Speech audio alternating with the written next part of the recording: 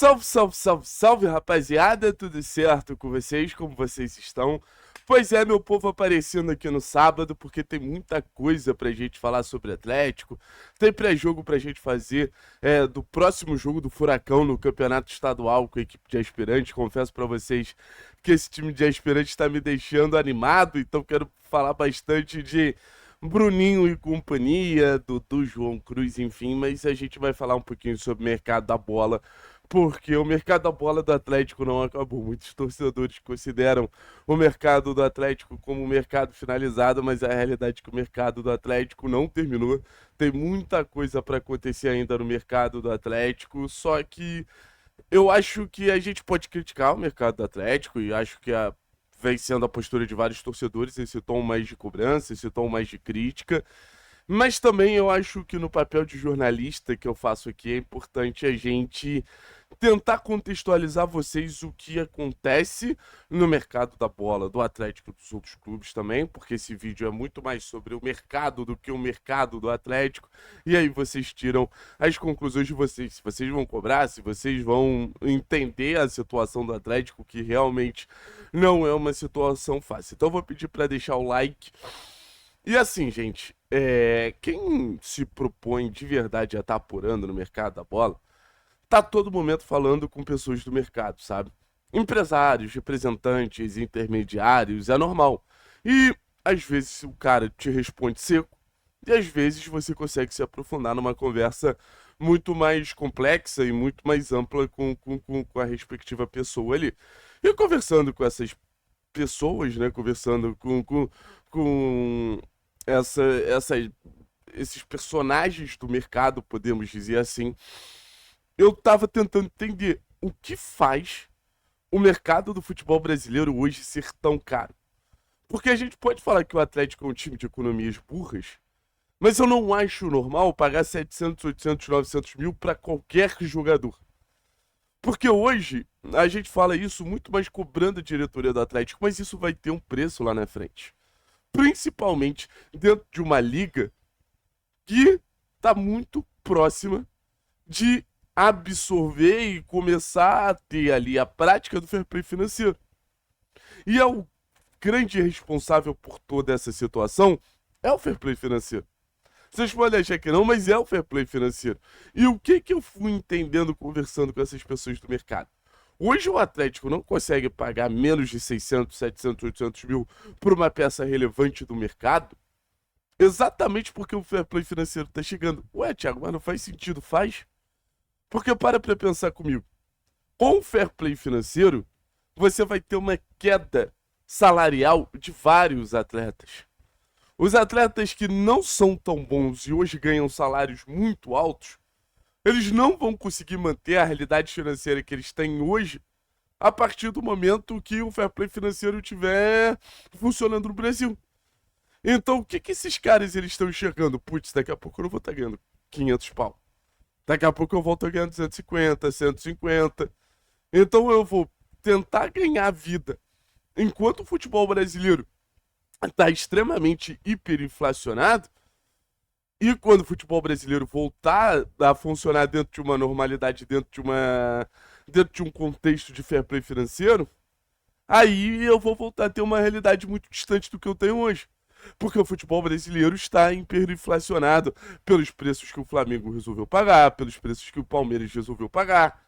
Então, quando você pega um jogador como, por exemplo, o Marlon Freitas, e joga o valor dele lá em cima, um jogador que não é tão distante tecnicamente do Marlon Freitas, ele vai querer também ter um aumento de salário. Só que isso não vai se sustentar, porque talvez o Palmeiras consiga pagar o salário do Marlon. Mas o Grêmio, o Inter, o Atlético, o Galo, o Cruzeiro não, porque é muito rico, mas o Fluminense, são times que daqui a pouco não vão conseguir pagar a mesma coisa a esses jogadores semelhantes ao Marlon. Então, quando a gente apura no mercado, não é só apurar se o jogador vem ou não vem pro Atlético. É apurar o que hoje faz o mercado ser tão hiperinflacionado. E talvez seja o momento que a cautela seja necessária. O Atlético sem reforços é um time que briga para não cair? Não sei. Acho que não. Sendo bem sincero com vocês, eu acho que não. Não vejo esse status do Atlético entrando no Campeonato Brasileiro brigando para não cair sem reforços. Acho que a gente tem bons jogadores, acho que a gente tem uma base que fortalece bastante o grupo, acho que a gente tem uma capacidade de ter jogadores coerentes à nossa filosofia de jogo, então no final das contas isso tudo acaba sendo muito importante. Então eu não vejo o Atlético desesperado como Remo, Chapecoense, Mirassol, enfim, que precisam se movimentar, que se não se movimentarem, eles vão ser rebaixados ao natural.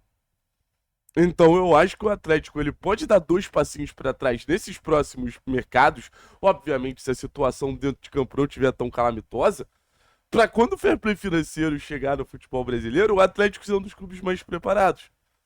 O Atlético ele tá muito próximo de voltar a ser um dos principais protagonistas do futebol brasileiro a partir do momento que o futebol brasileiro ele for minimamente coerente dentro de um funcionamento financeiro que hoje não tem. Então até lá é um momento que pede cautela. É um momento que exige contenção ali das situações que a gente está vivendo.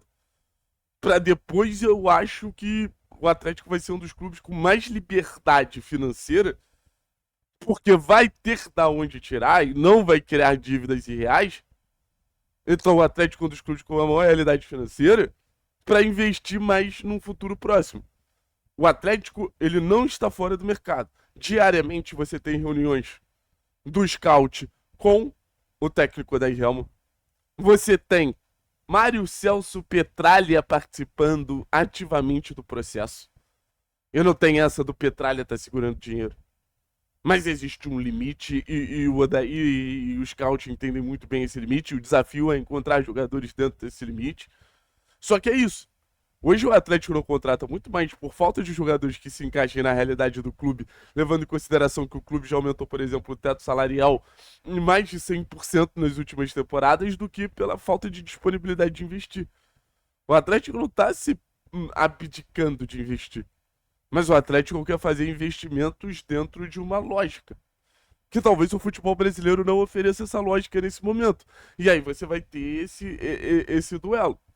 Mas no final das contas, o fair play financeiro ele já é uma realidade no futebol brasileiro, tanto para os clubes quanto para os jogadores que vão tentar tirar o máximo dos clubes. E é isso, é empregador e empregado.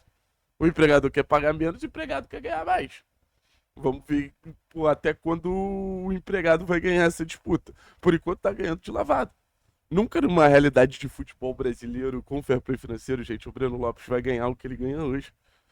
Ele foi um jogador que o Atlético procurou sim, como tantos os outros. Tantos outros foram sondados e tantos outros foram procurados. Você acha que o Matheus Pereira do Fortaleza não tá aqui por quê? Você acha que tantos outros aí que a gente pode falar não estão aí? O Bruno Rodrigues do Palmeiras não tá aí por quê?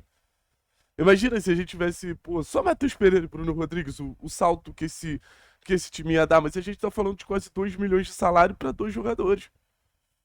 Ontem eu recebi um comentário no Twitter que eu fiquei, mas o Atlético não tem condição de pagar R$ 1 milhão pro jogador. Não! Não tem! Tira isso da cabeça de vocês, pelo amor de Deus. Valeu, tamo junto. É nóis. Espero que tenha sido esclarecedor. Valeu?